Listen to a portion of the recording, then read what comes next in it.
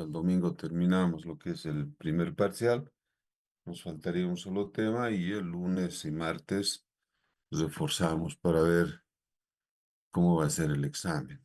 ¿De acuerdo? Bien, ya habíamos visto lo que es el megacolon, ¿no? Con su clasificación, el megacolon primario, megacolon secundario, ¿verdad? El megacolon primario congénito y adquirido, ¿no? Y el megacolon andino, ¿verdad? O el megacolon de la altura, habíamos visto, ¿verdad? Entonces, ahora vamos a ver las complicaciones que tiene el megacolon. Ustedes ya habíamos visto la clínica, un paciente con episodios de distensión abdominal, constipación crónica, ¿verdad? En el megacolon primario adquirido, o el megacolon congénito, que es la enfermedad de Hirschsprung, que lo diagnosticamos en un recién nacido, ¿no? En las primeras semanas de vida o finalmente en la primera etapa de la infancia, ¿no? En 5, 6, 7 años, ¿de acuerdo? Y el secundario, donde nosotros prácticamente no intervenimos como cirujanos, simplemente nosotros hacemos el tratamiento sintomático o de acuerdo a la patología que presenta, ¿verdad? Entonces, es importante saber diagnosticar el megacolon y a nosotros lo que nos interesa es la emergencia, ¿no? En este caso, las complicaciones del mismo megacolon. Entonces, vamos a ver una primera complicación, que es el vólvulo, ¿no? Que viene del latín o del italiano. Volvere, que significa enrollarse, ¿no? Girar en su propio eje. Por lo tanto, el vólvulo es la torsión del intestino, en este caso del colon, sobre su propio eje. ¿Cuál es su propio eje? En este caso es el mesenterio, su propio mesenterio, ¿no? Entonces, dependiendo de cuántos giros, de cuántas vueltas va a dar en su propio eje, que puede ser entre 180 y 360 grados, va a depender un compromiso vascular, ¿verdad? Mientras más giros haga, mayor el compromiso vascular, por lo tanto, una isquemia, ¿no? Una necrosis, perforación y peritonitis fecal en estos pacientes, ¿verdad? Entonces, puede ser fatal el desenlace de esta complicación, ¿no? Entonces, la etiología, ¿no? Generalmente es el megacolon adquirido en pacientes chagásicos y por lo tanto, dependiendo cuál segmento está más afectado en el megacolon adquirido o por el Chagas, ¿no? Son el vólvulo de sigmoide, ¿no? Del segmento sigmoide, que es un 85%, el vólvulo de ciego, un 10%, y el vólvulo de transverso. Puede existir también un vólvulo de transverso, ¿verdad? Que solamente puede ser un 5% nada más.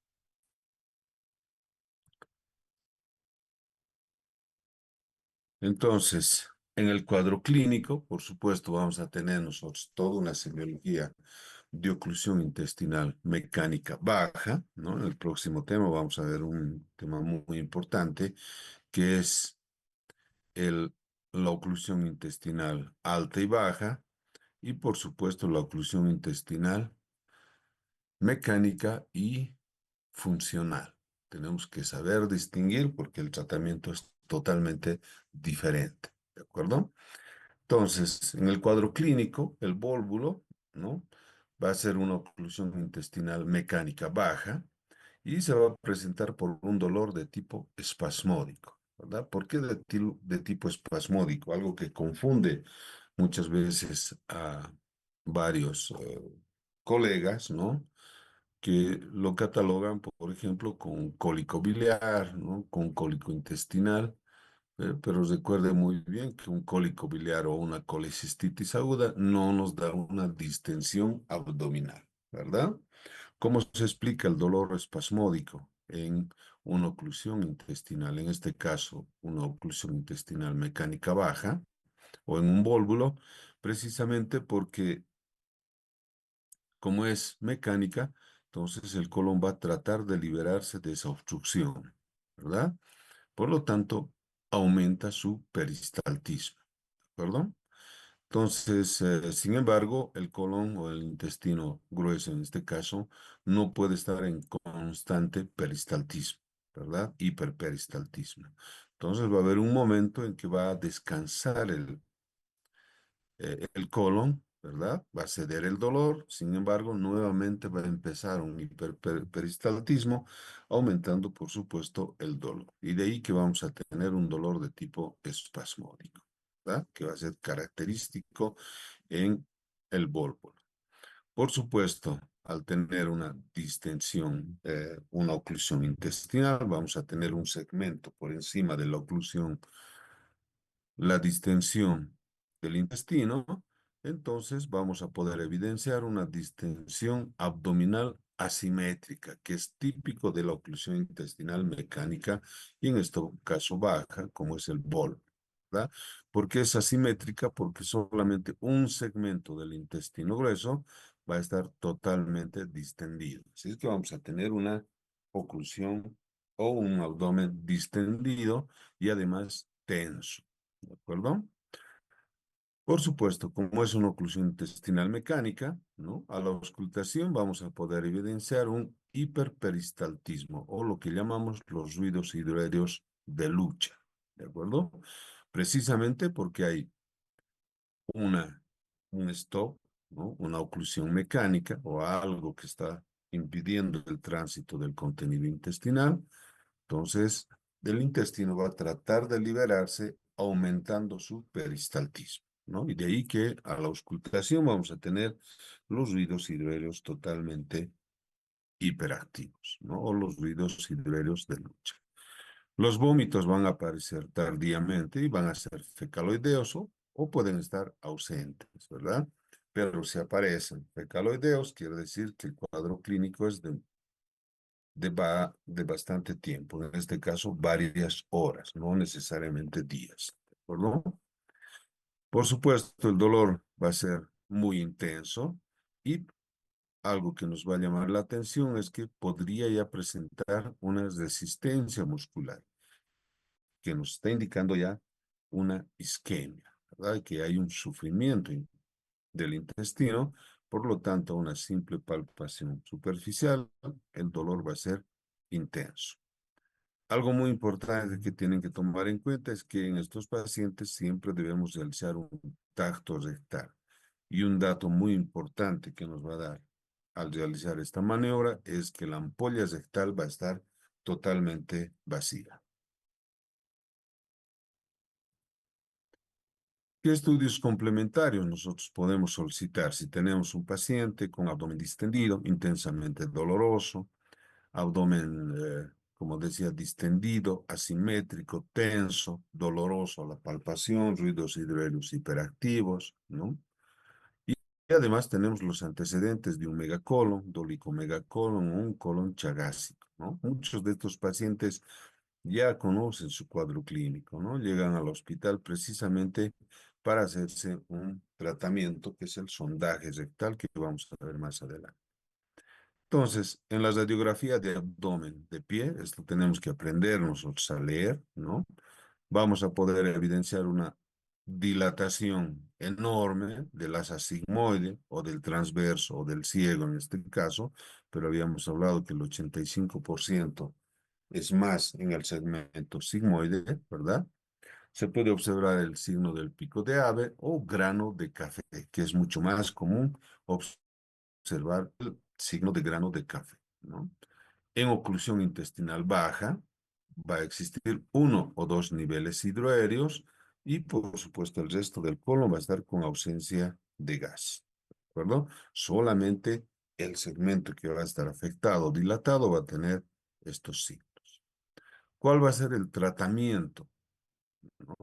El tratamiento, por supuesto, es una devolvulación. Hay que desenrollar, desenroscar el segmento afectado, ¿verdad? Con el bulbo.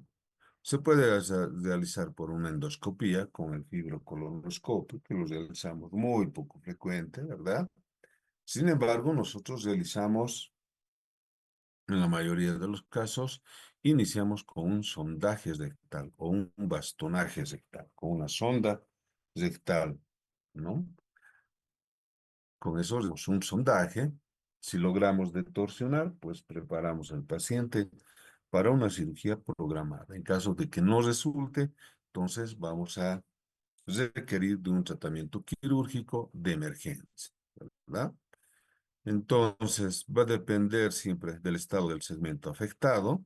Se puede realizar una devolvulación cruenta, ¿no? O sea, quirúrgicamente podemos desenroscar.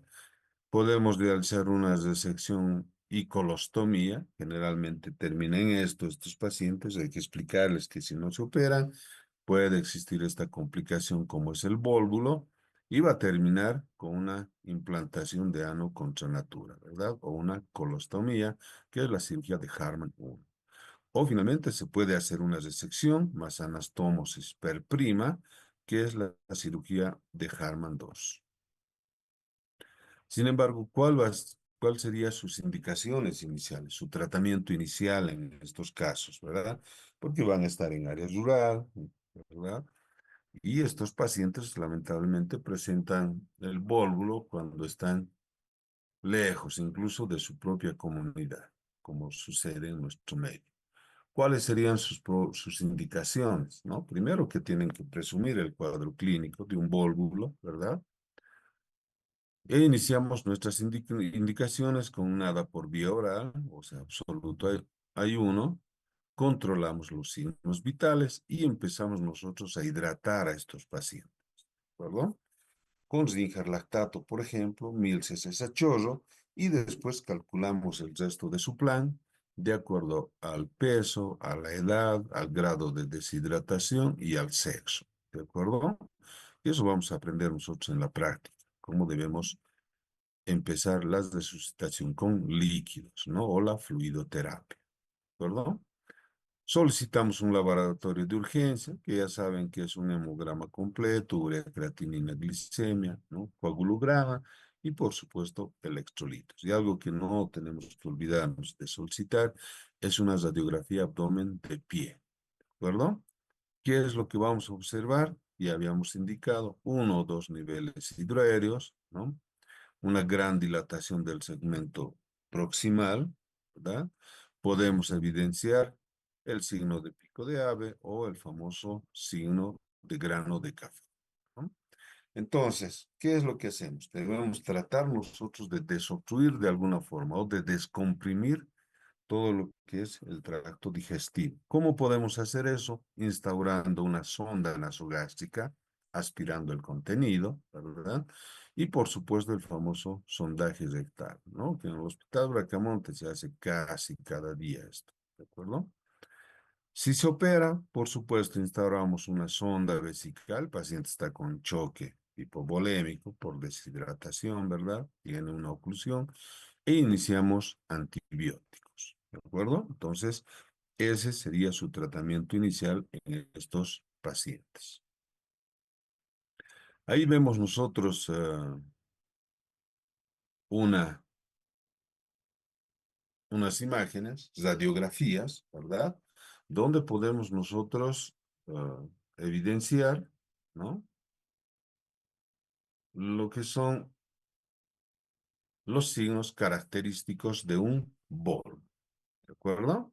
Entonces, ¿qué estamos viendo nosotros en este caso? ¿Ya? Entonces, lo que nosotros estamos evidenciando es, ¿no?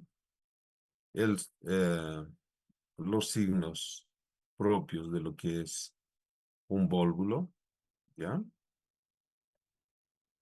Entonces, tenemos nosotros que aprender a leer una placa radiográfica, ¿no? ¿Y qué estamos observando nosotros en este caso? ¿Ya?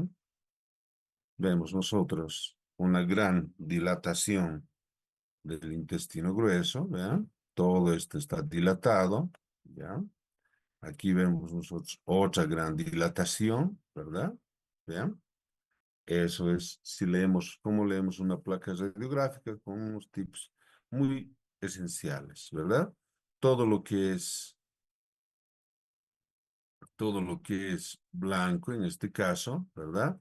Tejido blando, como es el hígado en este caso, ¿no? Vemos ahí color blanco, tejido óseo, puede ser líquido en este caso, masas tumorales pueden ser, ¿verdad?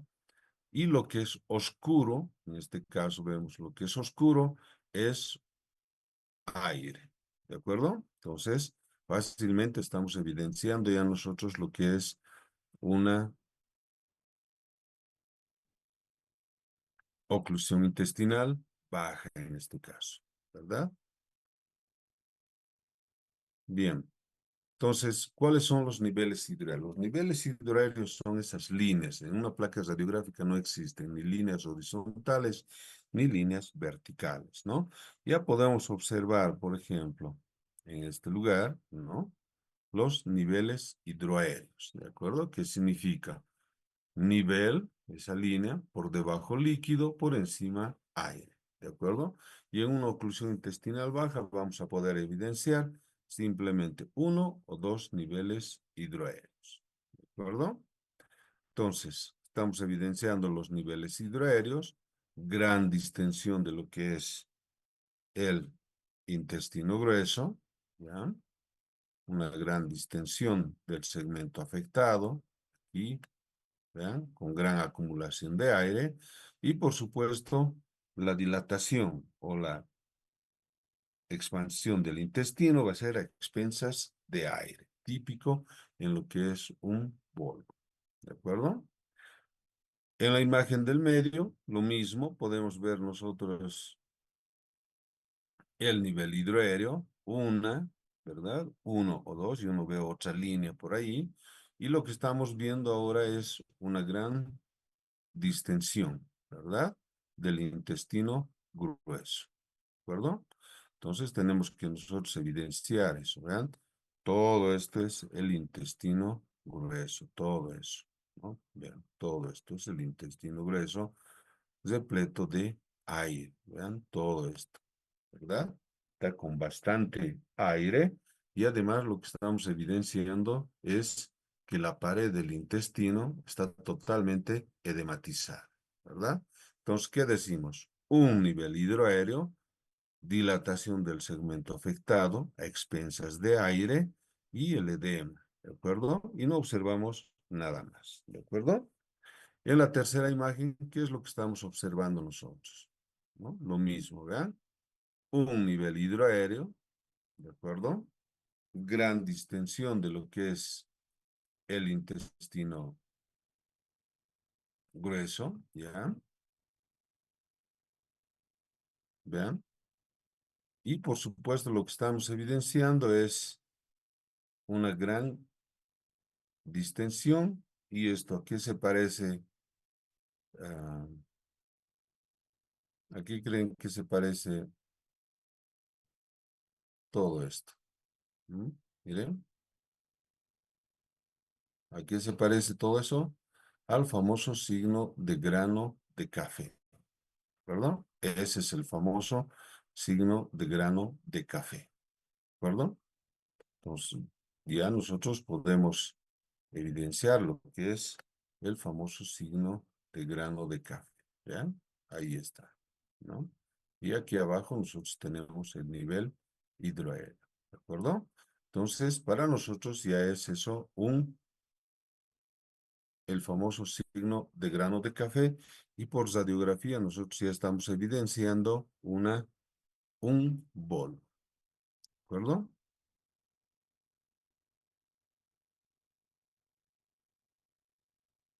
Ahí tenemos otras placas radiográficas, ¿no? Como pueden observar, aquí sí vamos a poder evidenciar lo que es, ah, ¿vean? Uno, dos niveles hidroaéreos, ¿de acuerdo? Gran distensión de lo que es todo lo que es el signo, ¿vean? Ahí está, eso es.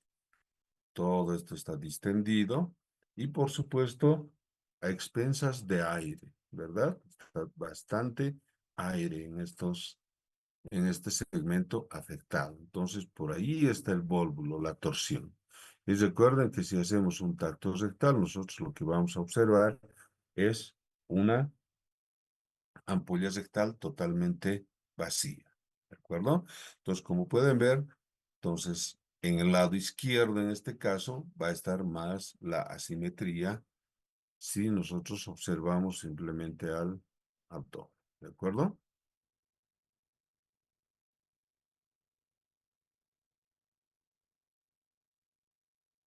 Bien, ahí vemos un paciente, ¿no? Con una asimetría de abdomen, ¿de acuerdo? Vean, el lado izquierdo tiene mayor asimetría, está más abombado, un abdomen totalmente distendido, tenso, se puede ver incluso, ¿no? El peristaltismo, ¿ya? De las asas del intestino grueso. Y en esta otra imagen, vean, estamos procediendo a una cirugía de emergencia y ya podemos evidenciar, vean, estas estrías, estas fibrosis en el mesenterio, es la famosa mesenteritis retráctil, ¿no? O sea, este paciente ha tenido bastantes episodios de volvulación, ¿verdad? Se le ha volvulado el colon y generalmente, ¿qué hacen estos pacientes? Llegan, se les realiza el sondaje rectal y rechazan el tratamiento quirúrgico, ¿no? Precisamente porque ya han visto que muchos de ellos terminan con un ano contra natura o con una colostomía, que prácticamente hace que estos pacientes, ¿no? Tengan la no contra natura y les dificulte, por supuesto, a seguir con su trabajo diario, ¿verdad? Entonces, es importante que tomemos en cuenta esto cuando tengamos un paciente con dólico megacolon, se les pueda explicar que una de las complicaciones es el vólvulo y que si operamos de emergencia, el paciente va a quedar con una colostomía, ¿perdón? Entonces, hay que tomar muy en cuenta.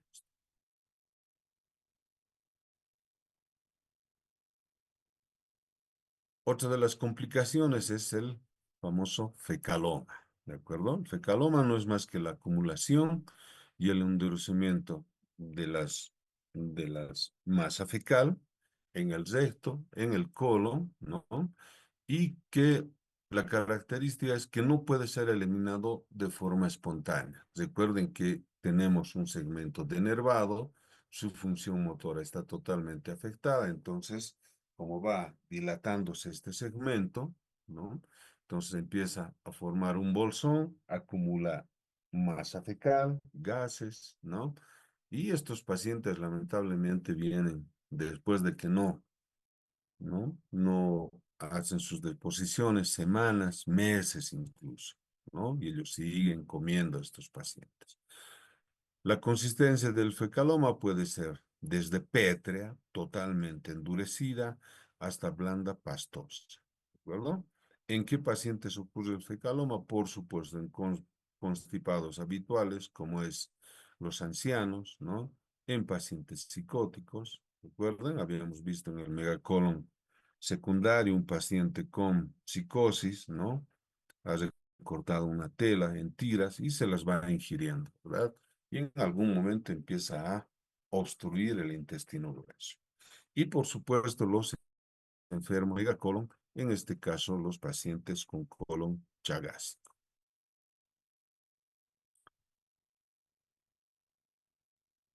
En el cuadro clínico podemos distinguir un fecaloma bajo, que es muy difícil, ¿ya? Y un fecaloma alto. Por lo tanto, vamos a tener un dolor en el epigastrio, pesadez pelviana, el tenesmo o esa sensación defecatoria continua, va al baño y no hace nada, ¿verdad? Sin embargo, la constipación puede estar asociada a diarrea por rebosamiento nada más, y es que es algo que puede confundir, ¿verdad? Vamos a creer que el paciente está con deposiciones, entonces hay que hacer un una buena anamnesis y una buena evaluación física a estos pacientes, ¿no? Rara vez presenta como obstrucción intestinal cuando es fecaloma bajo, ¿verdad? Pero si es fecaloma alto, en general presenta como una obstrucción intestinal mecánica, ¿verdad? Porque hay algo que está obstruyendo la luz del intestino, ¿de acuerdo?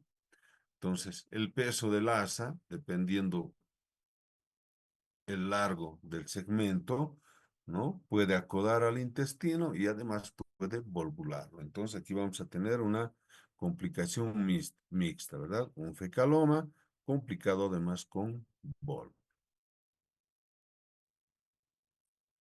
Al examen físico, por supuesto, vamos a evidenciar a la palpación con una masa ovoide móvil, ¿ya? Y sobre esta masa ovoide móvil nosotros vamos a realizar algunas maniobras para buscar estos signos que tienen que aprender, ¿de acuerdo? Porque clínicamente nosotros ya podemos diagnosticar un fecaloma. Primero vamos a buscar el signo de Godet, que es lo mismo que nosotros evidenciamos, ¿no? Cuando identificamos el edema de los miembros inferiores, ¿verdad? Queda la impronta de los dedos de la presión digital. Entonces, lo mismo sobre esta masa realizamos nosotros una, una palpación, ¿de acuerdo? ¿Ya? Y vamos a ver cómo queda la impresión digital o lo que deja la impronta de los dedos, ¿verdad? El signo de Gersuni también sobre la masa fecal, ¿de acuerdo? Entonces, ¿qué es lo que vamos a hacer? Vamos a hacer una presión digital lenta, ¿ya? Y cuando retiremos la mano lentamente, lo que vamos a poder evidenciar es cómo, ¿no? Se despega la pared del intestino del mismo fecaloma, ¿de acuerdo? Y ahí mismo, donde estamos realizando la maniobra de Gersuni, vamos a realizar el signo de Finoket, ¿de acuerdo? Y aquí con ayuda del fonendoscopio. Hacemos la misma maniobra lenta, palpación lenta sobre esa masa móvil, ¿no? O puede estar inmóvil incluso en muchos casos, y retiramos la mano, ¿verdad? Primero vamos a percibir lo que es el despegamiento de la pared del fecaloma y segundo que con ayuda del fonendoscopio, ¿no? Ahí mismo cerca donde estamos realizando la palpación, vamos a poder escuchar un chasquido de desprendimiento, ¿no? De la pared del intestino del fecaloma. ¿De acuerdo? Y un tacto rectal. También realizamos un tacto rectal y por supuesto, como siempre le estoy recomendando, realizarlo siempre delante, ¿no? De otros, ¿verdad? De la licenciada de enfermería, del auxiliar, de otro colega, o finalmente delante de un pariente, ¿verdad? Para que no se tome de otra forma esta maniobra, ¿de acuerdo? Entonces, el tacto rectal en el fecaloma, a diferencia de lo que es el vólvulo, donde la ampolla rectal está vacía, en el fecaloma, al tacto rectal, la ampolla va a estar repleta de heces. Además, podemos evaluar la misma consistencia, ¿no? De la masa fecal, que puede ser totalmente pétrea. Nos vamos a encontrar con una pared en este caso. ¿De acuerdo?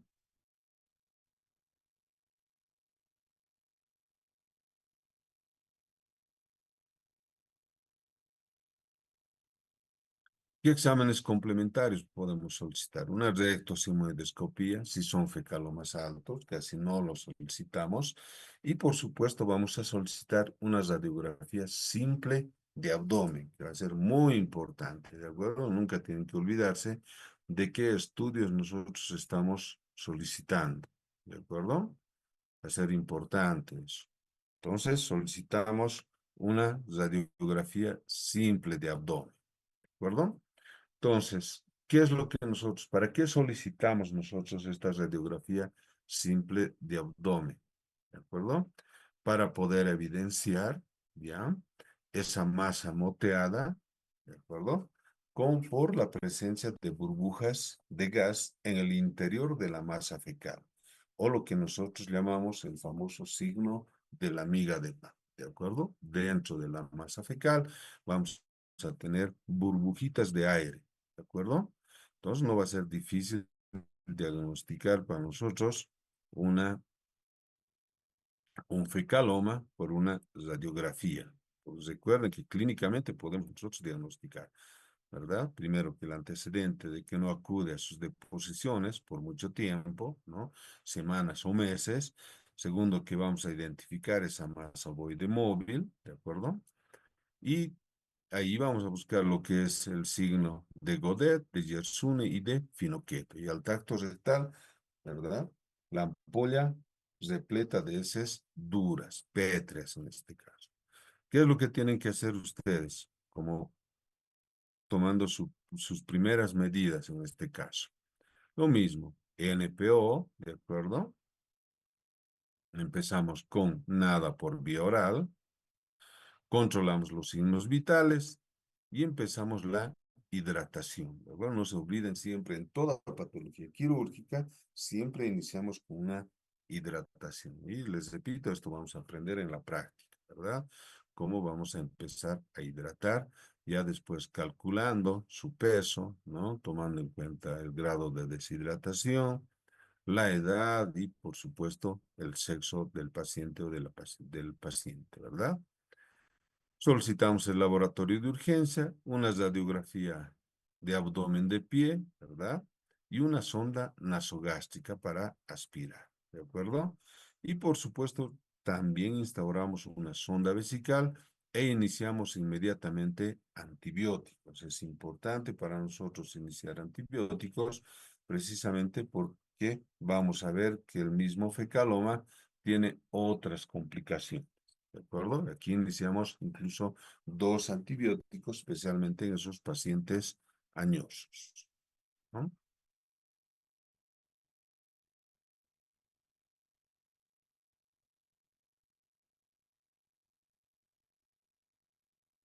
Por supuesto que el tratamiento, a diferencia del vólvulo, donde realizamos un sondaje rectal, si nos resulta el sondaje rectal, ¿verdad? Eh, entonces decidimos un tratamiento quirúrgico, ¿verdad? Resección, devolvulación cruenta, ¿no? Harman 1, Harman 2, etcétera. ¿De acuerdo? Con instauración de ano contra natura, ¿ya? Entonces, ¿qué es lo que vamos a hacer nosotros? Realizamos un tratamiento médico con enemas, ¿de acuerdo? Tenemos el enema de Murphy, de aquí falta incluso leche, esta leche, le pone miel, etcétera, ¿verdad? Pero no necesitamos nosotros utilizar este enema de Murphy. Podemos utilizar el famoso enema de Ogniv, ¿de acuerdo? Que es mucho más accesible, donde necesitamos agua tibia 700-800 ml, vaselina líquida 50 ml, agua oxigenada 50 ml, ¿no? Y sulfato de magnesio, unos 20 gramos o un sobre, ¿de acuerdo? Todo este coctelito diluido, administramos a goteo por la cánula del enema, a goteo para 8 horas, ¿de acuerdo? Todos estos componentes del enema de Ogner, el enema de Ogner, por supuesto, actúan, lo ablandan, destruyen la masa fecal, pero recuerden que la función motora en ese segmento está totalmente alterado, por lo tanto va a ser difícil evacuar espontáneamente todo lo que va a diluir o deshacer el enema de Ogner, ¿de acuerdo? Entonces, para eso nosotros le ayudamos una vez que termina el goteo para 8 horas, ayudamos con enema evacuante de unos 1000 ml simplemente de agua tibia, ¿de acuerdo? Administramos también por enema, se vacía y comenzamos nuevamente, ¿no? Otro preparado, otro enema de Ognev, a goteo para las próximas 8 horas, ¿de acuerdo? Entonces, no podemos estar con enemas, puede ser que nos resulte, no tengamos un efecto, o el efecto sea parcial. Entonces no vamos a estar todo el tiempo, ¿verdad? Varios días, semanas con los enemas. Si vemos que el cuadro clínico empeora del paciente, porque empieza a empeorar, ¿de acuerdo? Entonces nosotros vamos a definir una segunda etapa, una segunda táctica de tratamiento que es la extracción manual, ¿de acuerdo? La extracción manual se realiza bajo anestesia raquídea o anestesia general, previa dilatación anal. ¿De acuerdo? Entonces nosotros vamos a introducir toda la mano, ¿no? Por la región anal y vamos a empezar a extraer toda esa masa fecal, por supuesto con una buena protección, ¿no? Triple guante, etcétera, etcétera, ¿no? Entonces, la dilatación anal tiene sus propias complicaciones. Recuerden que vamos a hacer una dilatación y puede existir un desgarro del esfínter. Hay que tener mucho cuidado con eso, ¿no? Entonces, si no resulta la extracción manual, ¿no? El paciente sigue con el fecaloma, se pone todavía mal, ¿no? Empeora su estado clínico, decidimos finalmente un tratamiento quirúrgico, ¿verdad? Y la indicación, por supuesto, es una obstrucción intestinal con bol, ¿no? Y aquí, por supuesto, vamos a realizar la operación de Harman 1 o una resección en bloque de todo el segmento con todo el contenido de la masa fecal, ¿no? Entonces, eso es lo que nosotros vamos a realizar en estos pacientes con fecaloma. Y como pueden ver, el mismo fecaloma tiene sus propias complicaciones, ¿no? Una de ellas, por supuesto, es una hemorragia, ¿no? Recuerden que tiene totalmente in- impactada, ¿no? La masa fecal pétrea, entonces puede desgarrar un vaso importante de la mucosa y por supuesto, como existe una obstrucción, nosotros no vamos a ver el sangrado ni por abajo ni por arriba, ¿verdad? Pero vamos a tener a un paciente con todo el cuadro clínico de un choque hipovolémico poshemorrágico, ¿no? Que es hipotensión, taquicardia, ¿no? Hipotermia, palidez, ¿verdad? Entonces, tenemos que recordar que probablemente está haciendo una hemorragia por impactación de la mucosa, ¿verdad? Entonces, tenemos que tomar una medida, ¿no? Primero, médico, compensamos al paciente, solicitamos sangre, ¿no? Bastante líquido y si no se compensa, entonces decidimos un tratamiento quirúrgico de emergencia, ¿verdad? Si es un paciente añoso, por supuesto, el cuadro clínico es mucho más complicado, llegando incluso al deceso.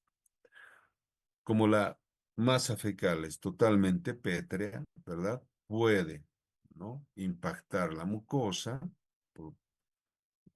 provocar isquemia y finalmente una perforación del intestino. Y vamos a tener una peritonitis fecal, fatal también para el paciente, ¿no? Y finalmente una translocación bacteriana. Toda esa basura se sigue absorbiendo, ¿verdad? Es una translocación bacteriana o sepsis, ¿de acuerdo? Y recuerden que iniciamos antibióticos en estos pacientes. Por eso iniciamos antibióticos dirigidos a los gram positivos, gram negativos y además a los anaerobios, ¿verdad? Entonces podemos indicar, por ejemplo, cefalosporinos de tercera generación, como es la cefotaxima, y además metronidazol para combatir los gérmenes anaerobios. ¿De acuerdo? Entonces, tenemos que recordar este cuadro clínico y sus complicaciones.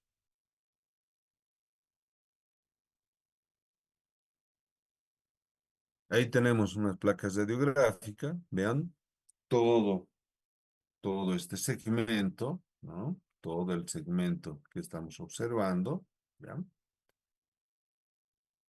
En este caso, todo esto es la masa fecal. ¿Ya? Todo eso es una masa fecal. Y aquí no está incluyendo el colon ascendente, el transverso, descendente, sigmoide. Simplemente es un segmento del intestino. Puede ser el sigmoide juntamente con el descendente nada más. Y todo repleto de masa fecal. ¿De acuerdo? Y aquí podemos observar el famoso signo de la miga de pan. Vean esas burbujitas ahí por todo lado, ¿no? Es como partimos un pan y vemos todas esas celdillas en el pan, ¿verdad? Ese es el famoso signo de la miga de pan. Burbujas de aire dentro de la masa fecal, ¿de acuerdo? Y en esta otra imagen, lo mismo estamos observando, ¿no? Nuevamente, toda la masa fecal, ¿vean? Todo esto es la masa fecal, ¿de acuerdo? Y además estamos observando lo que son las burbujitas de aire, ¿de acuerdo? Pero aquí, ¿qué más nos llama la atención? ¿No? Tenemos una gran colección de aire por encima del fecaloma. Recuerden que puede torsionarlo, ¿vean? Aquí tenemos una gran colección de aire, probablemente ya está cursando fecaloma con volvo, ¿de acuerdo? Vean, totalmente oscuro. Entonces tenemos que hacer el tratamiento inicial. Sonda nasogástrica, comenzamos a hidratar, ¿verdad? Los enemas no resultan, entonces indicamos la extracción manual y finalmente el tratamiento quirúrgico.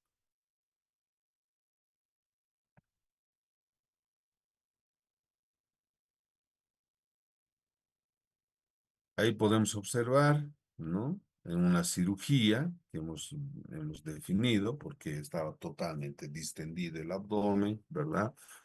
Recuerden que un megacolon, a medida que va distendiéndose con el vólvulo, estos pacientes ingresan en una insuficiencia respiratoria porque todo este segmento comprime el diafragma, ¿verdad? La excursión de los pulmones se disminuye y el paciente ingresa en una insuficiencia respiratoria, ¿verdad? Entonces, ¿qué estamos observando aquí? Vean, totalmente elongado el colon, estamos haciendo una gran resección, ¿no? Y en esta imagen, vean los dos agarrando con dos manos, porque está totalmente pesado por la masa fecal, ¿no? Pesa bastante. Y eso es lo que molesta al paciente. Y aquí, por supuesto, que ya no estamos haciendo enemas, nada, porque está totalmente distendido el abdomen, ¿no? Paciente con insuficiencia respiratoria, ¿ya? Con falla renal, incluso por la deshidratación, y lo que estamos haciendo es esa gran sección del intestino. Estamos reseccionando aquí ni ascendente, solamente el segmento afectado, totalmente liso, ¿no? Para apenas observar lo que es las austras, vean, pero en el resto del colon, vean, totalmente liso, ¿verdad? Ese es un dólico megacolon, en este caso complicado con vólvulo y fecaloma. Y en esta otra imagen podemos ver, vean, la masa fecal, ¿verdad? Todo el intestino completo, fecal, ¿no? Y con un residuo, pues esto haciendo con un contranatura, con una colotomía, ¿de acuerdo? Y eso es lo que tenemos que explicarles a los pacientes que pueden ingresar de forma programada, donde vamos a hacer la sesión, ¿no? Y por supuesto, eh, si va a ser programado, vamos a limpiar el intestino, vamos a realizar una profilaxis con antibióticos y hacer una resección mucho más segura, ¿no? Con una anastomosis también segura, ¿de acuerdo? Entonces, como ven aquí, es un poco difícil realizar una anastomosis hiperprima porque está totalmente sucio. Tenemos la probabilidad de que pueda existir una dehiscencia de la anastomosis y finalmente el paciente termina con una peritonitis, ¿verdad? Y es muy fatal volver a operar a estos pacientes que han llegado con falla renal, ¿no? Falla respiratoria, etc. ¿Tienen alguna pregunta?